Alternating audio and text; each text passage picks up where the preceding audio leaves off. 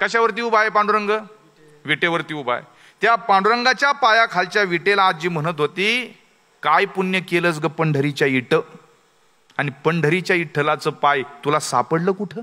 आषाढी एकादशीच्या दिवशी पांडुरंगाच्या दरबारामध्ये आजी पोचलेले आहेत. दुसरा अभंग चालू झाला. सदा माझे डोळे जडो तुझी मूर्ती, रखमाईच्या पती सोयरिया, आवडे हे रूप गोजिरे, सगुण पाहता लोचन सुखावले, जनी दृष्टी लागो तुझ्या सगुणपणा, जेने माझ्या मना बोध केला. असं म्हणत तोपर्यंत आजी बरोबर आहे ना अशा पांडुरंगाच्या समोर आल्या होत्या. जिथं पादुका आहेत ना, आपण दर्शन पांडुरंग आपल्याला दिसायला सुरुवात करतो ना, तिथपर्यंत आजी आल्या होत्या रांगेमध्ये पुढे चालत चालत चालत. नामा म्हणे जीवे करीन निंबलो न विटे सहित चरण वाळीन, पाहता श्रीमुख सुखावले सुख, डोळियाची भूक नवजे माझ्या. झाला तो या अभंग संपला. येणे मुखे तुझे वर्णी गुण नाम, तेची मज प्रेम देई देवा, डोळे भरून या पाहिन तुझे मुख, तेची मज सुख देई देवा. तो अभंग संपला. 4 माणसं पुढे राहिली होती.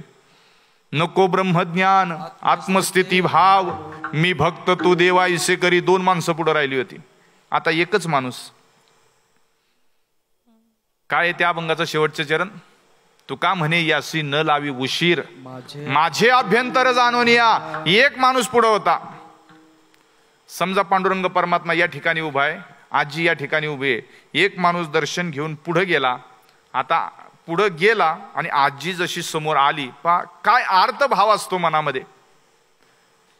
आषाढी एकादशीच्या दिवशी जर असं आपण पांडुरंगाच्या समोर उभं जर असेल किंवा दर्शनाचा आपल्याला लाभ झाला, योग आला, तर किती तास उभा असतो असं आपण पंढरपूरमध्ये? जसं काय 2 तास उभे असतं असं म्हणताय, बघताय तुम्ही.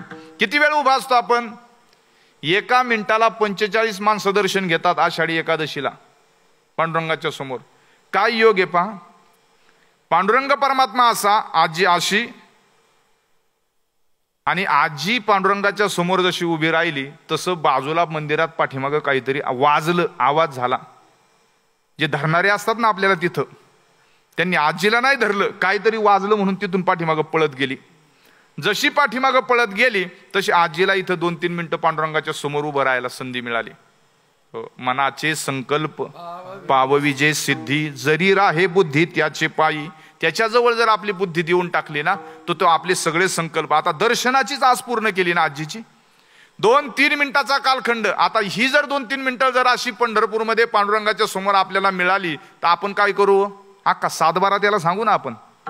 आजीने जीवनातलं कोणतंच दुःख पांडुरंगाला सांगितलं नाही. आजीने काय केलं? पांडुरंगाला डोळे भरून पाहिलं. पाहता पाहता त्याच्या पायावरती डोकं ठेवलं. ढसढसा रडली आजी. आपल्या जणू काही अश्रूनं पांडुरंगाच्या पायाचा अभिषेक केला. महाराज पांडुरंगाला काय सांगितलं नाही, पांडुरंगाच्या पायाजवळ काहीच बोलली नाही, पण पांडुरंगाच्या पायाच्या खालच्या विटेला काहीतरी ती आजी सांगत होती. वाक्य लिहून घेण्यासारखं. काय म्हणली असेल आजी? त्या पांडुरंगा ज्याच्यावरती उभा आहे, कशावरती उभा आहे पांडुरंग? विटेवरती उभा आहे. त्या पांडुरंगाच्या पायाखालच्या विटेला आजी म्हणत होती, काय पुण्य केलंस ग पंढरीच्या इट, आणि पंढरीच्या इठ्ठलाचं पाय तुला सापडलं कुठं?